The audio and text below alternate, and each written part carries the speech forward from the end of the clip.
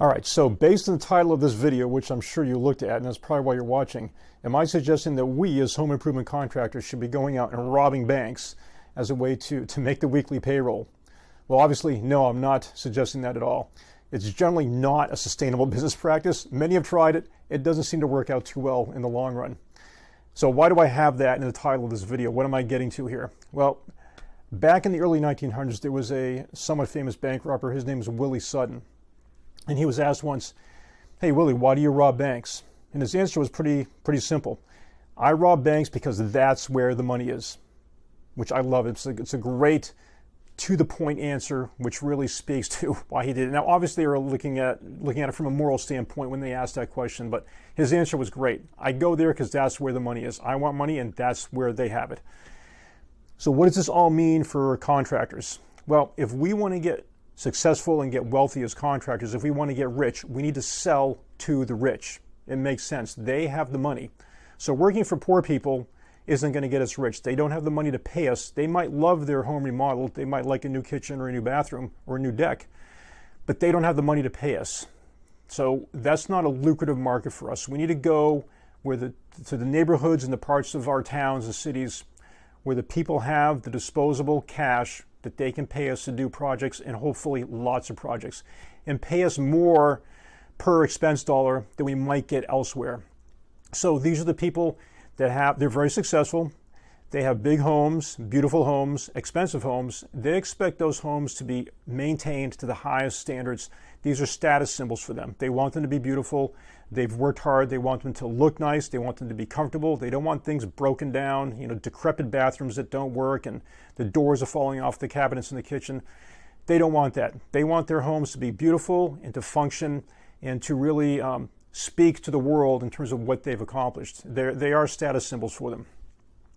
And they have the money to pay us to create that house. So how do we get to that client? We all know we want to be there, right? We want to get this client and we want to cultivate that client. How do we get to that client? What do we do to get in with that client? There's lots of different ways to do it. You know where the towns are that these people live, and the parts of your town and the cities, parts of the cities where these people are. You need to get in there and you need to start meeting these people. There's several different ways to do that. Networking is one of the best ways, and I'm going to suggest to you something called BNI, Business Networking International. A fantastic opportunity. If you can get to be the contractor in a BNI chapter in a good town where there's lots of wealthy people, you're going to start meeting these people because the chapter is all about networking. You're going to start meeting these people and you're going to start working for them. And once you start working for them, you can start cultivating that entire community. So something like BNI is a fantastic way to do it. Local advertising and just getting into that community, if there's something really specific, like a zip code that you can target on Google Ads or Facebook ads, you can do that as well. You want to start meeting these people and getting in there.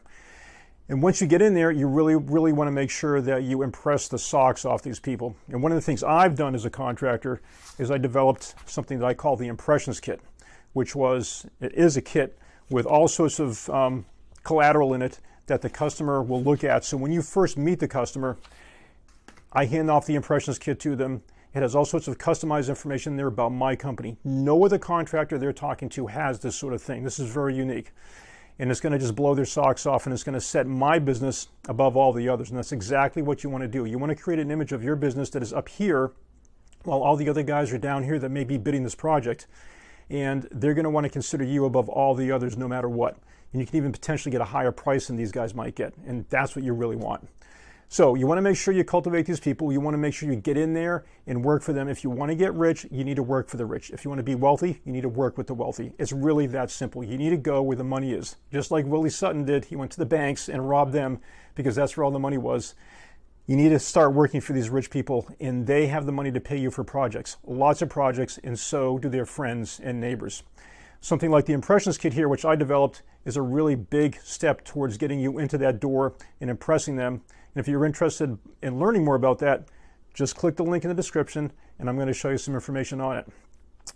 If you want to get the ebook that I just wrote, nearly 40 pages of how to get into this market and how to cultivate these clients and work with them, absolutely free, click that link also, get in there, a pop-up will appear, and you can just get your free copy downloaded right on your computer so you can take a look at it.